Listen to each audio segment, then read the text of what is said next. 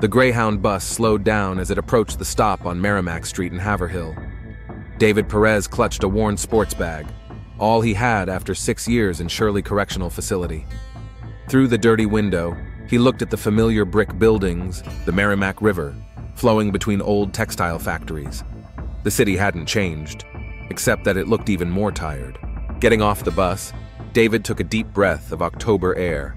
Freedom smelled like exhaust fumes and damp leaves. He took a crumpled piece of paper with an address out of his pocket. The house on Hilldale Avenue where his younger brother Michael was renting a room. The same Michael who was now married to Gabrielle. It was a 20-minute walk through familiar streets, past Rodriguez's store, where he used to buy beer in high school, past the park where he kissed Gabriella for the first time 10 years ago. Every turn brought back memories that made his heart ache. The house was small, 2 stories high with peeling paint on the porch. An old Honda Civic, Michael's no doubt, and a child's tricycle were parked in the driveway. David froze. Children. Gabriella had children now, with his brother. He walked up to the porch and knocked. A few seconds later, the door opened and he saw Michael. His younger brother had hardly changed. Same dark hair, same brown eyes, only now with tired wrinkles at the corners. He was wearing a work uniform with the logo of a local shoe factory. "Dave," Michael said quietly. There was no joy in his voice, only tension. "Hi, Mike." They stood facing each other, not knowing what to do. Hug? Shake hands? Too much water had passed under the bridge over the years. "Come in," Michael finally said, stepping aside. David entered the hallway. The house was clean and cozy. Family photos hung on the walls, Michael and Gabriella at their wedding, the children on a swing, family picnics. David felt as if he had been punched in the stomach, all the life that could have been his.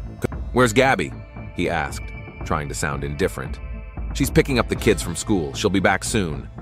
Michael rubbed the back of his neck. "Listen, maybe we should go talk somewhere. The garage or somewhere?" "Sure."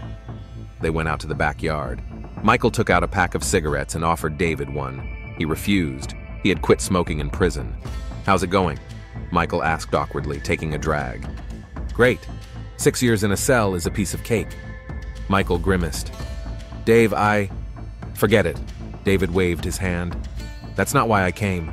I need a place to stay for a couple of days until I find a job and a place to live. You can stay here. We have a couch in the basement." "What will Gabby say?" Michael stubbed out his cigarette on the sole of his boot. "She'll need time, but you're my brother. She understands." David nodded, though deep down he had his doubts. Gabriella had always been proud and smart. She surely understood how his return could complicate things. The sound of a car pulling up in the driveway made them both tense. Michael quickly went to the house. "Gabby, I'm home!" he shouted through the back door. David stayed in the yard, unsure if he was ready for this encounter. A few minutes later, the back door opened and she appeared. Gabriella had hardly changed. She had the same long, dark hair, now pulled back in a ponytail. She had the same green eyes that had once looked at him with love. She was wearing jeans and a sweater, looking like a typical suburban mother. But to David, she was still the 19-year-old girl he had gone to prison for. "Hi, David," she said in an even tone. "Hi, Gabby." They looked at each other across the yard as if there were a chasm between them. Behind her, he heard children's voices. "Mommy, who's that?" asked a boy of about 5, peeking out from behind her leg. Gabriella put her hand on her son's shoulder. "That's Uncle David, Daddy's brother." The boy stared curiously at David. A little further away stood a girl of about 3, sucking her thumb. "Where have you been, Uncle David?" the boy asked. David glanced at Gabriella, then at Michael. "I was working far away." "Children, go inside," Gabriella said gently. "It's time to do your homework." When the children left, a heavy silence hung in the air. David looked at his hands, roughened from prison labor, scarred from a fight in his 2nd year of incarceration. "I told Dave he could stay with us for a couple of days," Michael said cautiously. Gabriella nodded slowly. "Of course, family is family, Emily." But in her eyes, David saw the same thing he had seen 6 years ago when he was taken away in handcuffs. Fear, and something else he couldn't understand. "I'll make dinner," she said, and disappeared into the house. The brothers were left alone. It was getting dark, and the streetlights came on. "She's still beautiful," David said quietly.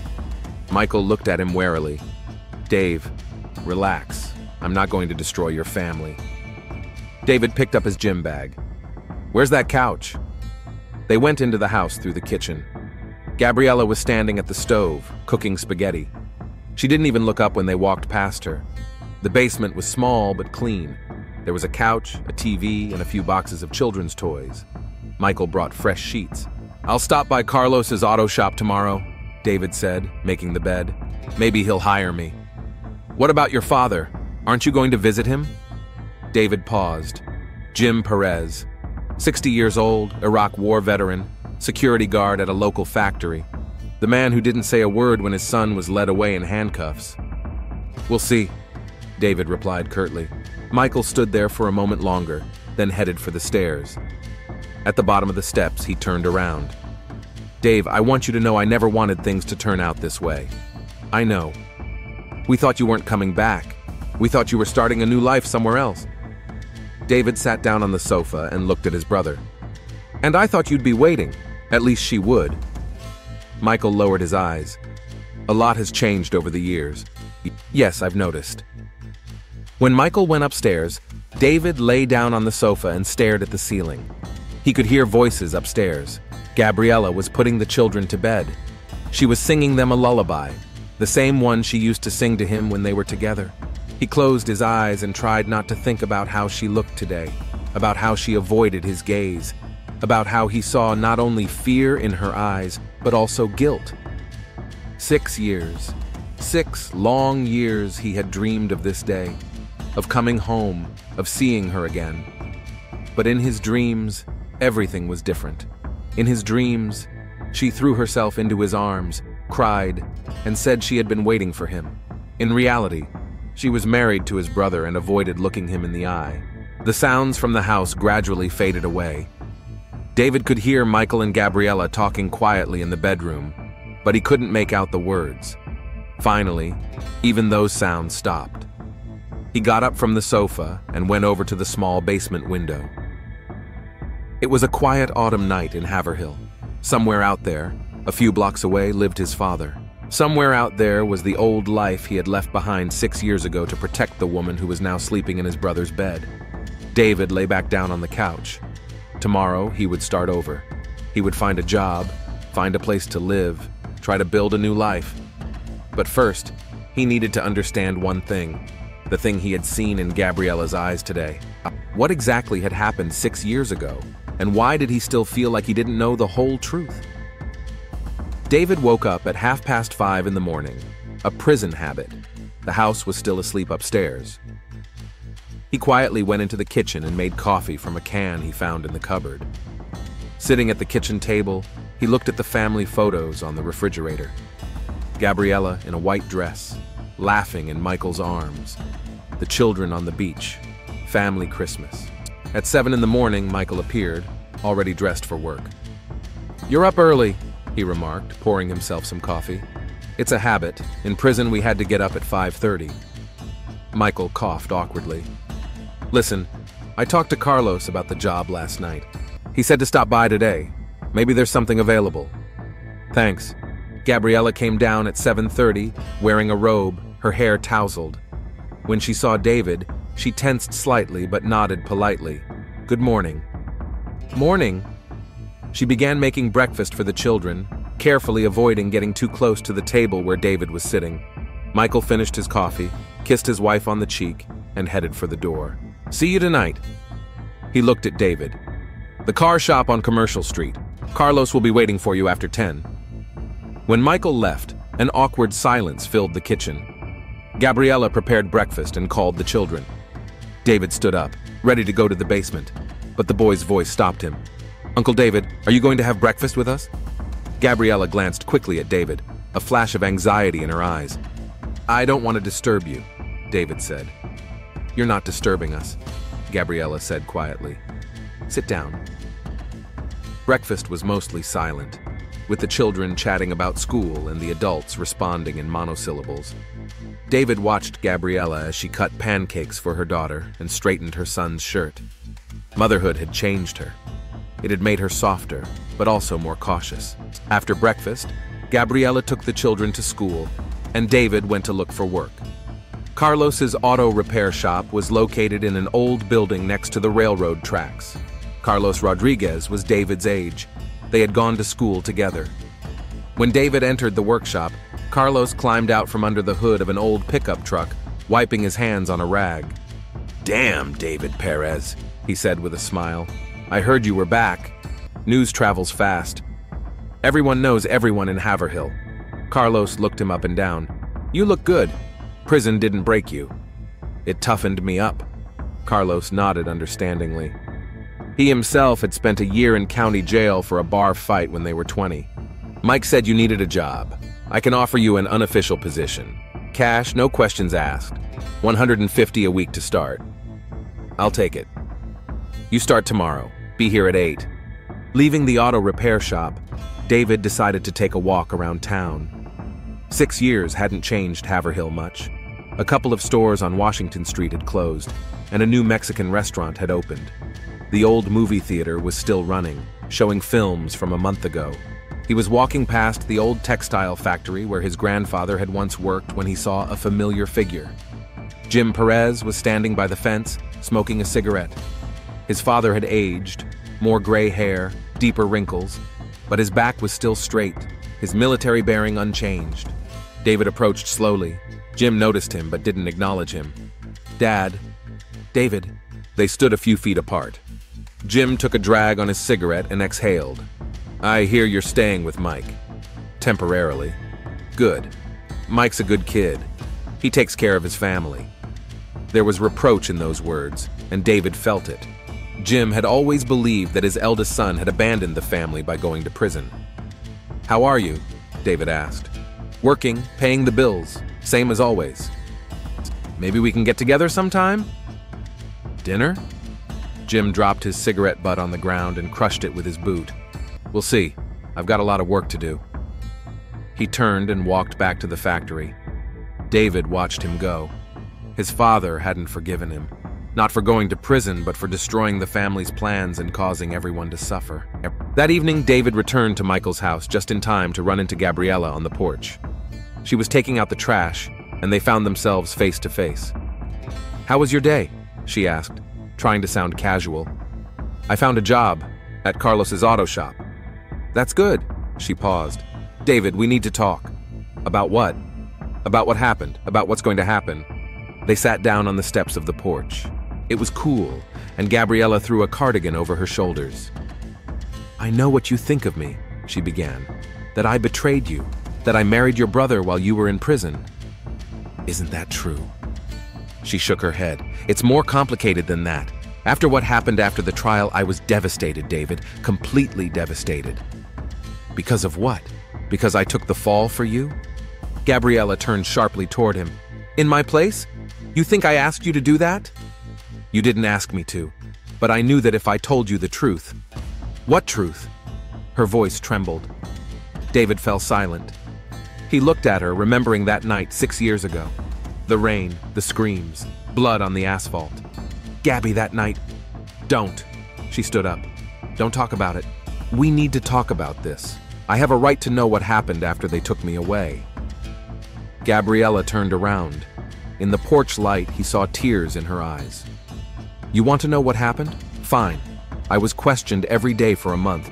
Detectives came to my house to my work, stopped me on the street. They knew your story didn't add up. They knew you were hiding something.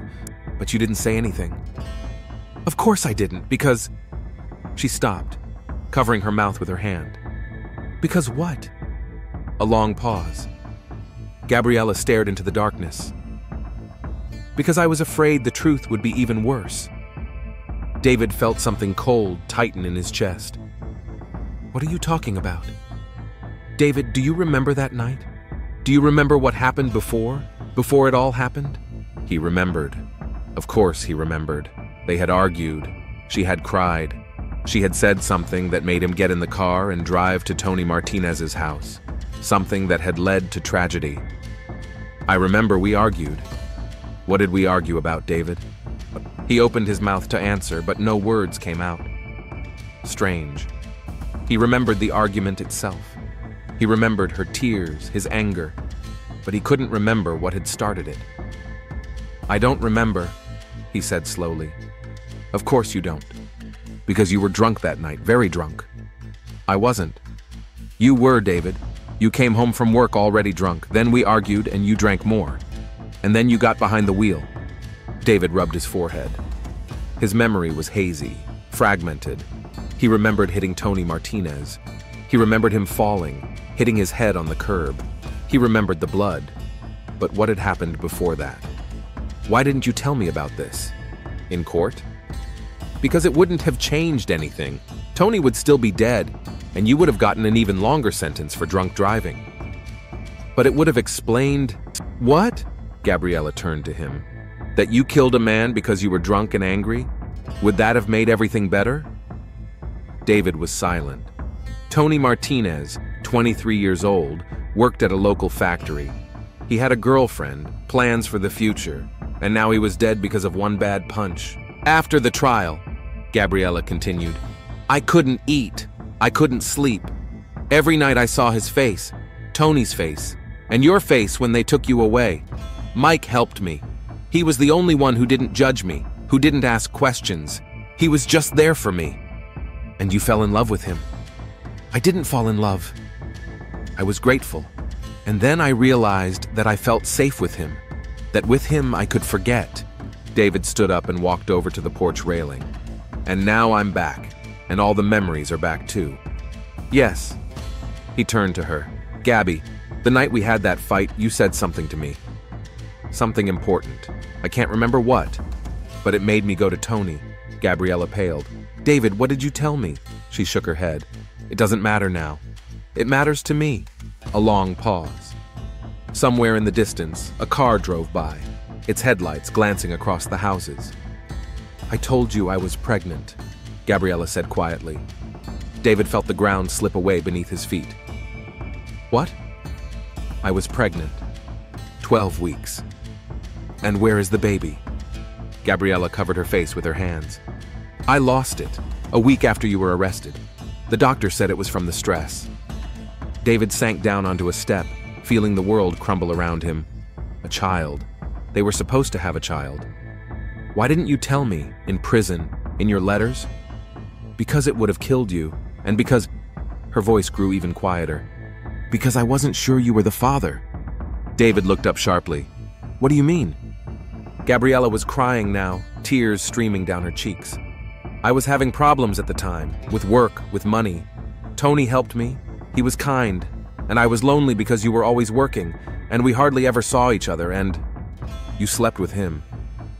It only happened a few times. It didn't mean anything." David stood up and walked away from her. He was shaking. "You slept with Tony Martinez, the man I killed." "David, please. That's why you didn't want me to tell the truth in court. Not because of me, because of yourself. Because if the truth came out, everyone would find out about your relationship." "That's not true." "Yes, it is." He turned to her, his face contorted with pain and rage. "I went to prison to protect you, and you slept with the man I killed because of you. You didn't kill him because of me. You killed him because you were drunk and angry." "I was angry because you told me you were pregnant. And I went to him to do what? Talk? Find out the truth?" Gabriella shook her head. "You don't remember. You were too drunk to remember." David stopped. She was right. He didn't remember why he went to Tony's. All he remembered was the blow, the fall, the blood, the baby, he said quietly. "Do you know whose it was?" "No. I'll never know." They stood in silence. David felt something breaking inside him, not just because of the betrayal, because of the child he might have lost, because of the 6 years he had spent in prison protecting a woman who had lied to him. "Does Mike know?" he asked. "No, no one knows. But the detectives suspected." "Yes, that's why I was so afraid. If they found out about the connection with Tony, they would have dug deeper, and then everyone would have found out the truth." David nodded slowly. Now he understood. He understood the fear in her eyes when he returned. He understood why she avoided his gaze. "Gabby," he said quietly, "I would have forgiven you, back then, if you had told me the truth. I know, that's why it was so hard for me." The door opened and Michael appeared. "Gabby? Dave? What's going on?" Gabriella quickly wiped away her tears. "Nothing, just talking." Michael looked at them suspiciously but said nothing. "Dinner's ready," he announced. David shook his head. "I'm not hungry. I'm going for a walk." He walked down the steps and down the street without looking back. Behind him, he could hear Michael and Gabriella's quiet voices. David walked through the dark streets of Haverhill, trying to digest what he had learned. All these years, he had thought he had sacrificed himself for love. It turned out he was just a drunk fool who had killed a man in a fit of rage, and the man he killed might have been the father of his child. David didn't sleep all night. He lay on the sofa in the basement, staring at the ceiling, replaying his conversation with Gabriella in his head. By morning, he had made up his mind. He needed answers, real answers. At 6:30, he quietly went upstairs. The house was still asleep. David wrote a note for Michael, left for work early, and left the house. But instead of going to the car repair shop, he headed downtown to the Haverhill Police Department. Detective Linda Hayes had been working there for 15 years. She had handled his case 6 years ago. David remembered her, a middle-aged woman with graying hair and piercing eyes. She was the only one who suspected that something didn't add up in his story. She was the only one who kept asking questions even after he confessed. The receptionist said Detective Hayes would be there at 8. David waited on a bench next to the building, watching the city wake up. Workers headed to factories. Parents took their children to school. It was a normal day in a normal town. At 8:05, an old Toyota Camry pulled up to the building. Linda Hayes got out of the car. She had aged over the years, with more wrinkles, but her gait remained confident. David stood up and walked over to her. "Detective Hayes?" She turned, squinting as she recognized him. "David Perez, I heard you were back in town. I need to talk to you." "About what?" "The Tony Martinez case." Hayes studied his face, then nodded. "All right, let's go to my office." They walked through the building to a small office on the second floor. The walls were covered with crime scene photos, certificates, and family pictures. Hayes sat down at the desk and motioned for David to take a chair opposite her. "Where do we start?" she asked. "You knew I was lying." "I suspected it." "Why didn't you dig deeper?" Hayes leaned back in her chair. "Because I had the whole picture. Witnesses saw you hit Martinez. Your fingerprints were on the bottle you tried to finish him off with. Your confession. The case was closed. But you knew something was wrong." "I did. Your story about why you went to Martinez's place didn't make sense. You said he owed you money, but no one confirmed that. Plus, witnesses heard you yelling something about a girl before you hit him." David felt his heart skip a beat. "What exactly did I yell?" "Something like 'she's mine' or 'stay away from her.'" The testimony varied, so he knew. Even drunk, he knew about Tony's connection to Gabriella. "Detective, did you check the connection between Martinez and Gabriella Mitchell?" Hayes looked at him intently. "Should I have?" "Maybe." A long pause. Hayes opened a desk drawer and took out an old folder. "The Martinez case," she said, leafing through the documents. "You know what's interesting? I actually checked that connection, unofficially." "And what did you find out?" They worked the same shift at the Reynolds factory. Several employees saw them having lunch together. They were seen once at a bar on the outskirts of town. That's all? No. Hayes looked up from the folder. "I also found out that Gabriella Mitchell had been to the doctor a week before your arrest, a gynecologist." David clenched his fists. "You knew she was pregnant." "I suspected it, but medical records are confidential, and without a search warrant, you could have gotten a warrant." "On what grounds? I had a confessed murderer. The motive for the crime was irrelevant." David stood up and began pacing the office. "But that didn't stop you from conducting an unofficial investigation." "No, because I was sure you were protecting someone, and that someone was her." "Why didn't you do anything?" Hayes closed the folder. "Because you were a grown man who made a decision, And because Tony Martinez would have been dead anyway, regardless of the motives. David stopped at the window and looked out at the street. Detective, what if I told you that my memory of that night is incomplete? That I don't remember exactly what happened? You were drunk. That would explain the memory lapses. Very drunk. Your blood test showed 0.15. That's enough to affect memory and judgment. David turned to her. Is there anything else I should know about my case? Hayes hesitated, then opened the folder again. There is one thing. On the night it happened, someone called 911. An anonymous caller reported a fight on Essex Street. Who called? Unknown. The voice was distorted, and the caller whispered. But without that call, you could have left the scene. You think someone wanted me caught? Possibly. Or maybe someone just wanted to help Martinez. Unfortunately, by the time the ambulance arrived, it was too late. David felt a chill down his spine. Someone had been watching the fight. Someone who knew what was going on. Do you have a recording of that call? No. The recordings are automatically deleted after a year. David nodded and headed for the door. David, Hayes stopped him. Why are you doing this? Why are you digging up the past? Because I need to know the truth. What if the truth is worse than you think? David looked at her over his shoulder. Then I'll live with it. After leaving the police station, David headed to the auto repair shop. He was an hour late, but Carlos didn't scold him. Family stuff? He asked, handing David the keys to the garage. Something like that. Work helped me take my mind off things. David changed the oil, fixed the brakes, and diagnosed the malfunctions. His hands did the familiar work while his mind tried to piece together the puzzle. Gabriella slept with Tony. She was pregnant. He went to Tony's place and killed him, shouting something about the girl. Someone saw the fight and called the police.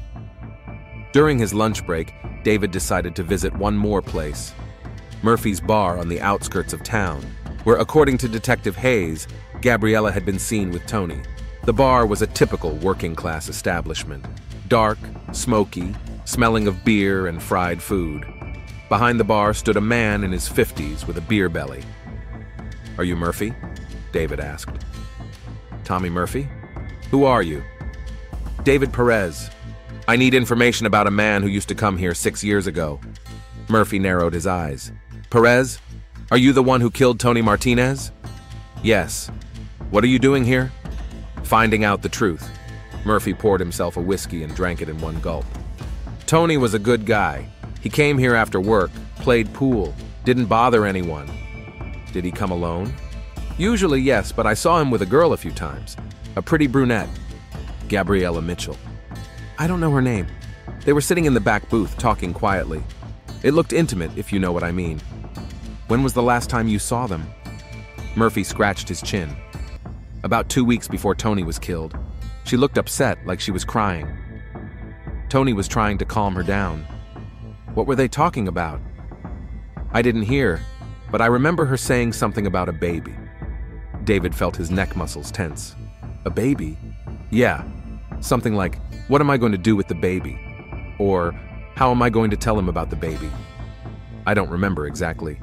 So Gabriella had been discussing her pregnancy with Tony.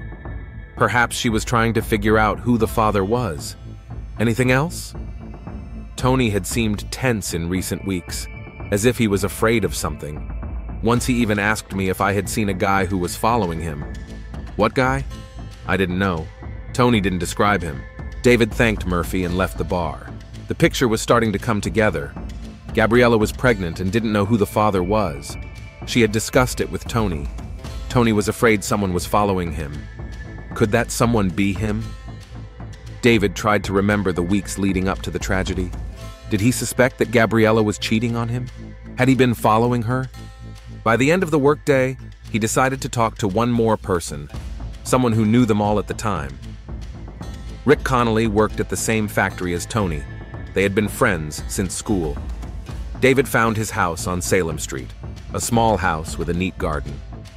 Rick opened the door, looking surprised. David? Damn, I thought you weren't coming back to Haverhill. I got back yesterday. Come in, come in. They sat down in the living room. Rick offered him a beer, but David declined.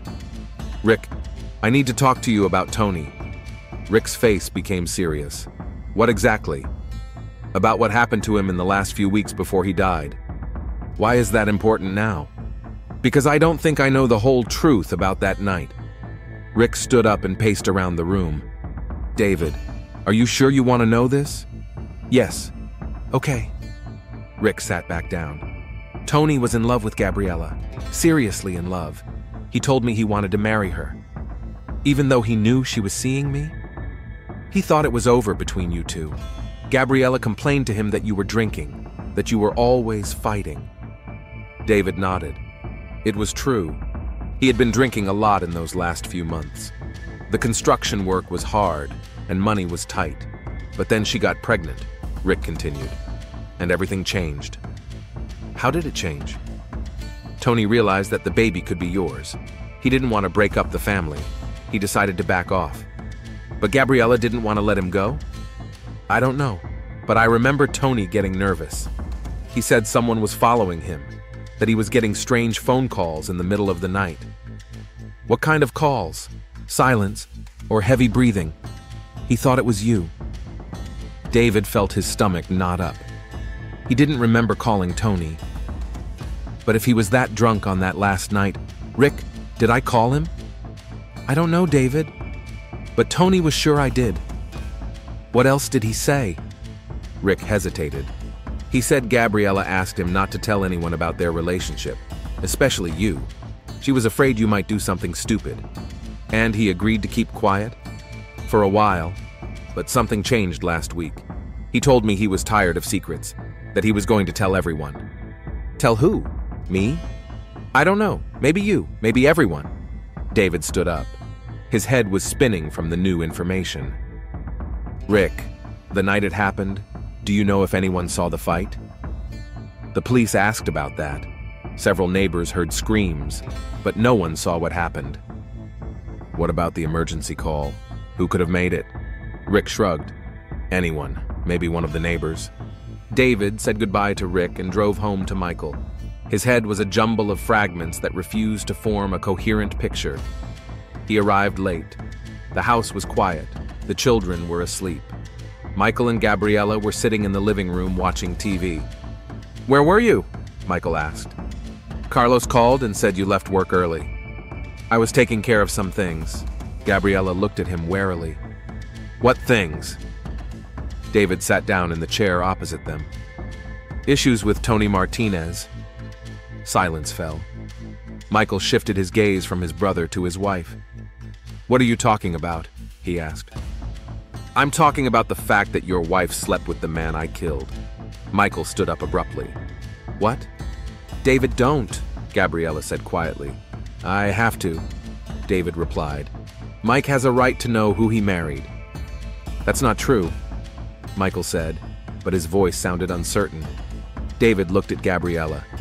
Tell him about the pregnancy, that you didn't know whose baby it was.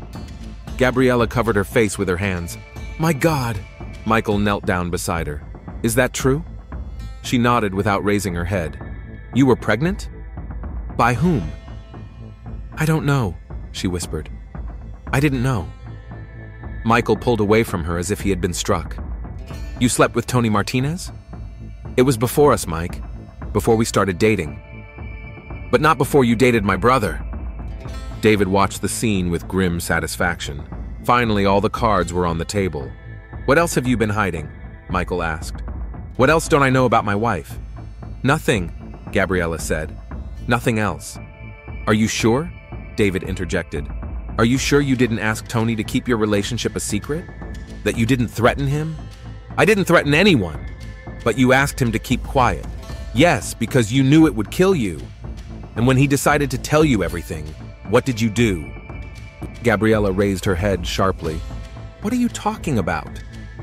Tony was going to tell you everything last week. Rick Connolly told me.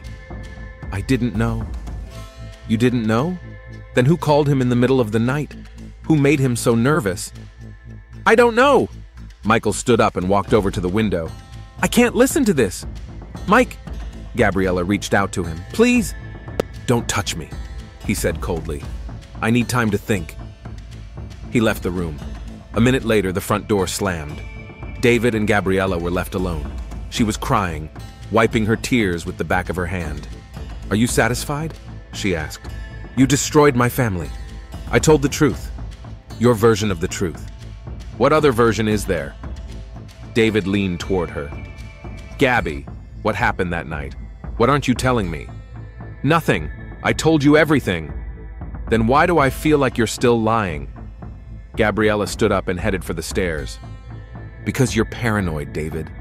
Because 6 years in prison made you suspicious and angry. Or because I'm finally starting to see you for who you really are." She stopped at the foot of the stairs and turned around. "Who am I, David? Tell me." "A liar, a manipulator, a woman who plays with men to get what she wants." "You're wrong." "Prove it." A long pause.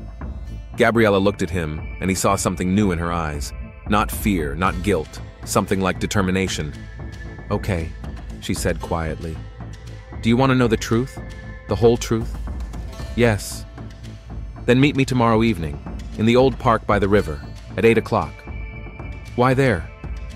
"Because I don't want the children to hear, and because there are some things that are better said in the place where they began." She climbed the stairs, leaving him alone in the living room. David sat back down in his chair, trying to understand what had just happened. Gabriella had agreed to tell him the whole truth, but something in her tone, in her expression, made him nervous. The old park by the river. That was where they had kissed for the first time 10 years ago. That was where they had planned their future, and that was where, perhaps tomorrow, he would find out what had really happened 6 years ago. David went down to the basement, but sleep would not come. He lay in the dark, thinking about tomorrow's meeting, about what else Gabriella might tell him, and why he had a strange feeling that some truths were better left buried. The next day dragged on agonizingly slowly. David worked at a car repair shop, but his thoughts kept returning to the upcoming meeting. Carlos noticed his distraction. "You're not yourself today," he said during lunch break. "Family problems?" "Something like that." "Want some advice? Sometimes it's better not to pick at old wounds." David looked at him. "What if those wounds don't heal properly? Then you'll get new scars on top of the old ones."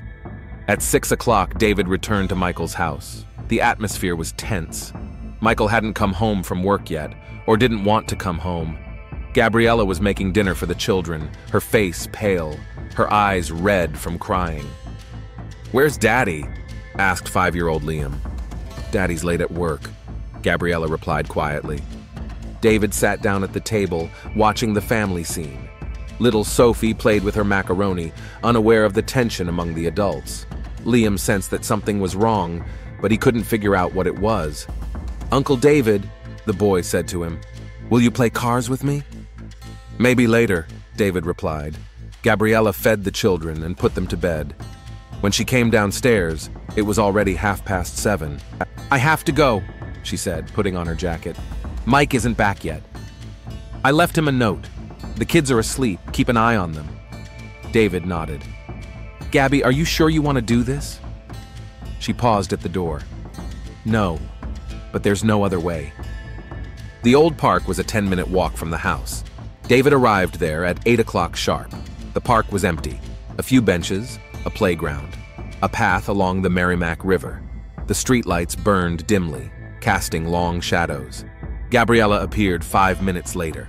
She sat down on a bench by the water, and David sat down next to her. They were silent for a while, listening to the waves lapping against the shore. "Remember," Gabriella said, "we sat here 10 years ago and you told me about your plans? You wanted to buy a house, have children?" "I remember. You were so sure then. You seemed to know what you wanted out of life. I wanted you." Gabriella turned to him. In the lamplight, her face looked ghostly pale. "David, what I'm about to tell you will change everything. Are you sure you're ready to hear it? Go ahead." She took a deep breath. "That night, 6 years ago, when you came home drunk, we didn't just have a fight." "What are you talking about?" "You hit me." David felt the world spin around him. "What?" "When I told you I was pregnant, you lost it. You yelled that the baby wasn't yours, that I was a whore, and then you hit me in the face." "No, I would never." "You hit me, David, more than once. David stood up and walked away from the bench. His head was spinning. I don't remember that. Because you were very drunk, but I remember every second of it. If that's true, why didn't you tell me before? Because after you left with Tony, I realized what had happened. You didn't just kill him in a fight. You went there to kill him.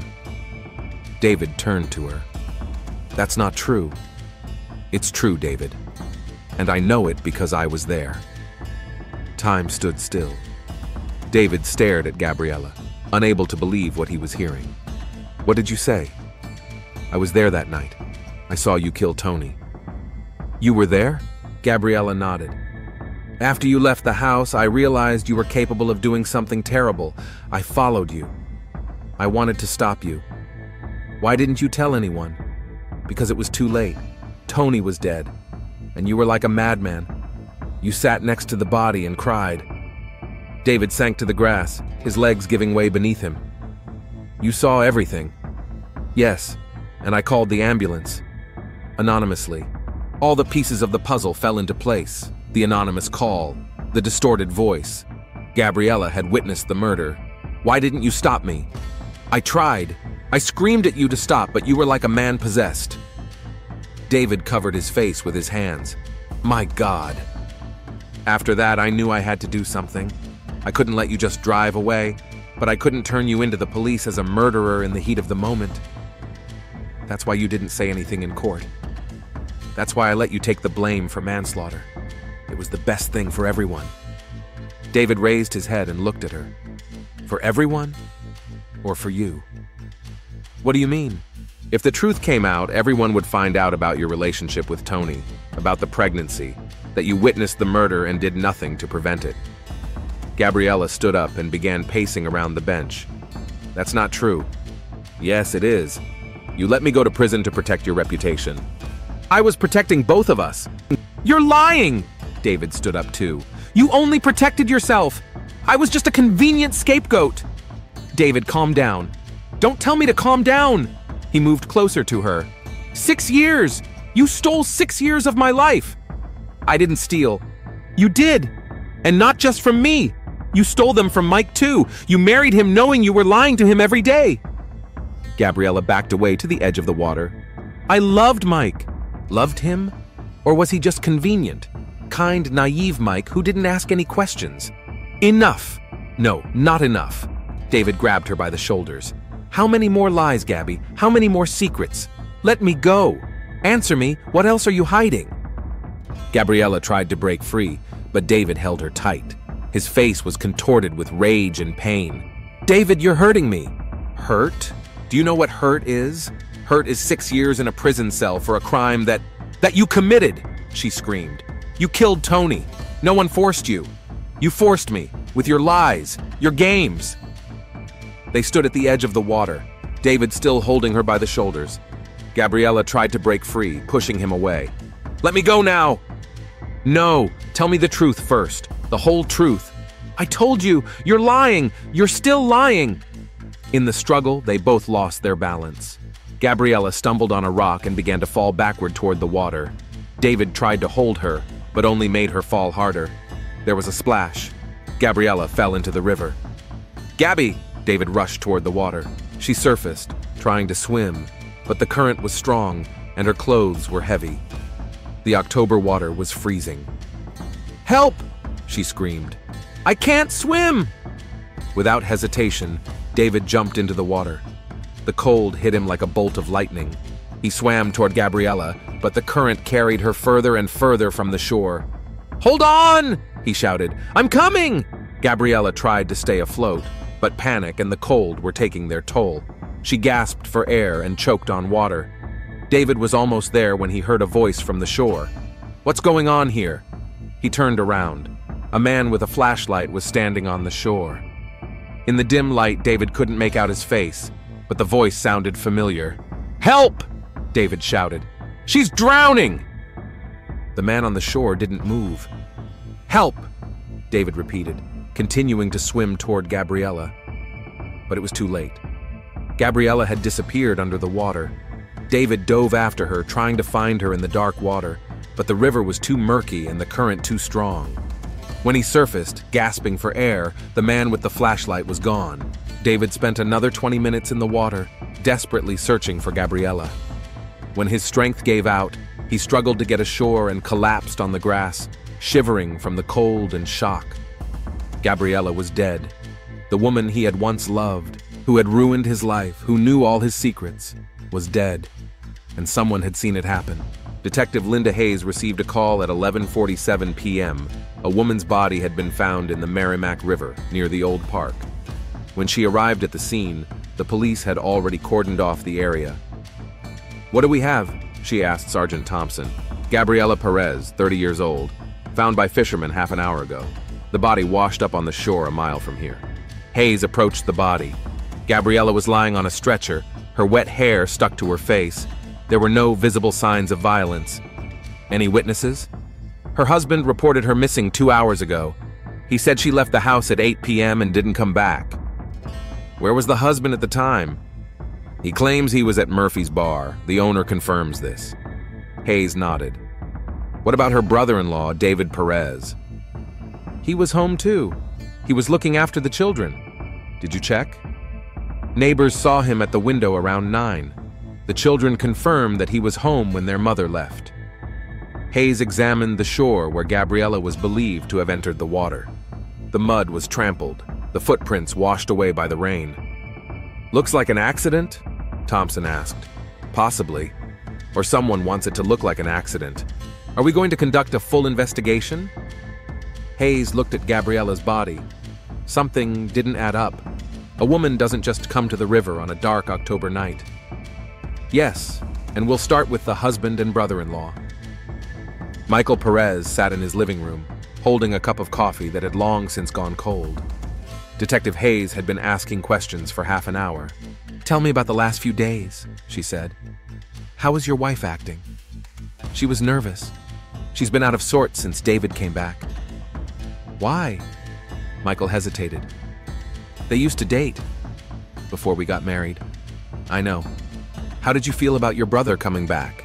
"He's my brother. I wanted to help him." "But your wife was against it?" "Not against it. It was just difficult for everyone." Hayes wrote something down in her notebook. "Last night when you were at the bar, what were you thinking about?" "About my family. About how everything had changed." "And you didn't want to go home?" Michael put his cup on the table. "Gabby told me something about her past. I was upset." "What exactly did she tell you?" "That she had an affair before our wedding." Hayes raised an eyebrow. "With whom?" "With Tony Martinez." The name hung in the air. Hayes felt her pulse quicken. "Tony Martinez? The man your brother killed?" "Yes." "And when did you find out?" "Yesterday. David told me." Hayes closed her notebook. "Mr. Perez, I need to talk to your brother." "He's upstairs with the kids. They're very scared." "I understand, but it's necessary." David descended the stairs slowly, like an old man. His face was pale, his eyes red. He sat down in the chair opposite the detective. "I'm very sorry," Hayes said. "I know this is difficult." David nodded without looking up. "I need to know what happened last night." "When did you last see Gabriella?" "When she left the house, around 8. "Did she say where she was going?" "No." "And you stayed with the children?" "Yes." "Did you leave the house?" David finally looked up. "No. Should I have?" "Just checking the facts." Hayes paused. "David, did you and Gabriella have an argument yesterday?" "We were discussing the past." "What past?" "The Tony Martinez case." "And what exactly did you discuss?" David looked at his brother, then back at the detective. "Gabriella admitted she had an affair with Tony. Did that upset you?" "Of course it did. So much that you could have—" "No," David said sharply. "Whatever you think, no." Hayes wrote down his answer. "David, is there anything else you need to tell me? About Gabriella? About your past? About what happened yesterday?" David was silent for a long time. Too long. "No," he finally said. "Nothing else." But Detective Hayes saw the lie in his eyes. She knew this case would be more complicated than it seemed at first glance. The investigation continued for 3 days. Detective Hayes methodically gathered evidence, interviewed witnesses, and reconstructed the last hours of Gabriela Perez's life. The autopsy revealed that death was caused by drowning. There were no signs of a struggle on the body, but the medical examiner noted small bruises on the shoulders, fresh, appearing shortly before death. Hayes was sitting in her office studying the case files when there was a knock at the door. "Come in." Sergeant Thompson appeared. "We have a witness, an old man named Frank Collins. He lives across from the park." Half an hour later, Hayes was sitting in the living room of a 70-year-old pensioner with bad legs. "Tell me what you saw," she asked. "It was around 8:30. I was sitting by the window and saw two people in the park, a man and a woman on a bench by the water. And then they stood up. They started arguing, shouting at each other. The man grabbed the woman by the shoulders." Hayes leaned forward. "What happened next?" "They were fighting. Then the woman fell into the water. The man jumped in after her, trying to save her." "Did you help?" Frank lowered his eyes. "My legs wouldn't move fast enough. By the time I got to the phone, it was all over." "Was there anyone else in the park?" The old man frowned. "Yes, I saw another person. He was standing in the shade of the trees, watching what was happening, but he didn't help." Hayes felt her pulse quicken. So there were 3 people in the park. Back at the station, Hayes called David in for questioning. "David, we have a witness who saw a man and a woman in the park on the night Gabriela died." David paled but said nothing. "What's more, the witness saw them struggling before the woman fell into the water." "What are you trying to tell me?" "That you're lying to me, David. You were in that park." There was a long pause. David stared at the table, clenching his fists. "Yes," he said finally. "I was there." "Why did you lie?" "Because I knew how it would look." "Tell me what happened." "Gabby asked me to meet her. She said she would tell me the whole truth about what happened 6 years ago." "And did she?" "Yes. She confessed that she was there the night I killed Tony. She saw everything." "And how did you react?" "I was furious. I realized that all these years she had let me think I was protecting her, when in fact I was just a scapegoat." "And what happened next?" "We got into a fight. I grabbed her by the shoulders and yelled at her. Then she fell into the water. It was an accident." "Did you try to save her?" "Of course. I jumped in after her right away, but it was too late."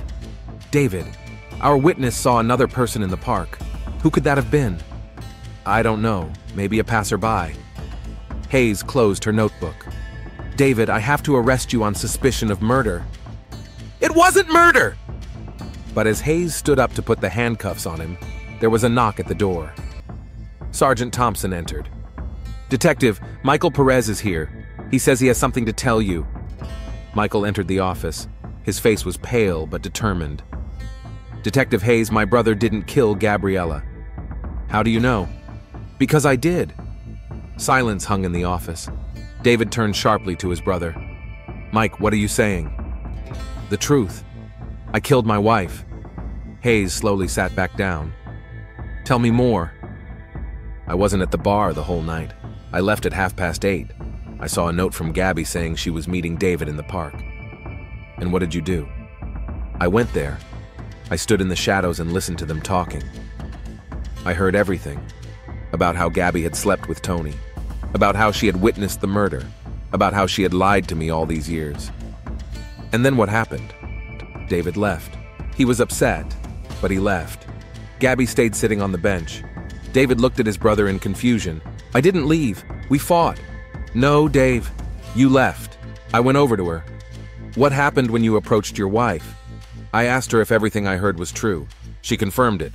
She said she was going to leave town, take the kids, and start a new life." Michael's voice trembled. "She said she couldn't live with the lies anymore." "And how did you react?" "I lost control. I realized that I had spent my whole life loving a woman who had been playing with me. I grabbed her. We fought. I didn't want to kill her. I just wanted her to say she would stay. But she refused? She said it was too late. And then I pushed her into the water. On purpose. I wanted to scare her, make her change her mind. But she couldn't swim. Did you try to save her?" "No." The words sounded like a gunshot. I stood on the shore and watched her drown. David stood up and walked over to his brother. Mike, why did you let me think it was me? Because you were already ready to take the blame, just like 6 years ago. But the children shouldn't be left alone. But you can't raise them, not after prison. Their father is their grandfather. He has rights. Hayes stood up and took out her handcuffs. Michael Perez, you are under arrest for first-degree murder. Michael Perez's trial took place 3 months later. He pleaded guilty to manslaughter and was sentenced to 15 years in prison. David tried to get custody of Liam and Sophie, but social services denied his request because of his criminal record. Jim Perez, their grandfather, was granted custody. The old man moved to a house on Hilldale Avenue so that the children could stay in familiar surroundings. David continued to work at the auto repair shop and came every day to help with the children. Liam and Sophie were told that their mother had drowned accidentally and that their father had gone away to work. The children were too young to understand the complexity of the situation. Detective Hayes closed the case. In her report, she wrote, "Family secrets can destroy more lives than any crime. The truth always comes out, but the price is often too high."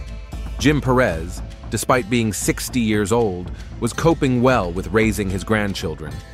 Military discipline helped him keep order in the house, and his life experience helped him find the right words in difficult situations. David gradually became like an older brother to the children. He helped Liam with math, taught Sophie to ride a bike, and read them bedtime stories. The hardest part was explaining to the children why their father couldn't come. Jim told them that their father was working very far away, in a place they couldn't leave. "When will he come back?"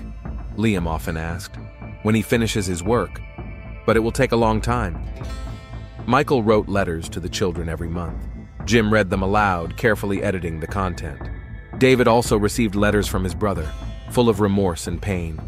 "Dave," Michael wrote, "I have no right to ask for forgiveness, but I beg you, don't let Liam and Sophie repeat our mistakes. Teach them to tell the truth, even when it hurts." One evening, Jim and David sat in the backyard, smoking in silence. "Do you blame me for not supporting you 6 years ago?" the old man asked. "No, Dad. You did what you thought was right. Now we have a chance to make things right, with the kids. Do you think we can do it?" "We have to. These kids are all we have left of this family." Life went on in Haverhill. The story of the Perez family became a local legend about how secrets from the past can destroy the future. But in a small house on Hilldale Avenue, 2 children grew up under the care of their grandfather and uncle, who tried to give them honesty, stability, and the opportunity to choose their own path without the burden of family sins. Liam grew up to be a serious boy who loved to read. Sophie was carefree. She laughed, played, and drew pictures for her dad. David knew that one day he would have to tell the children the truth, when they were older. But for now, he wanted to give them a childhood, without lies, without secrets, without the burden of adult mistakes. And perhaps that was the real redemption, not in punishing the guilty, but in protecting the innocent, in the hope that the next generation would be able to break the chain of lies and betrayal.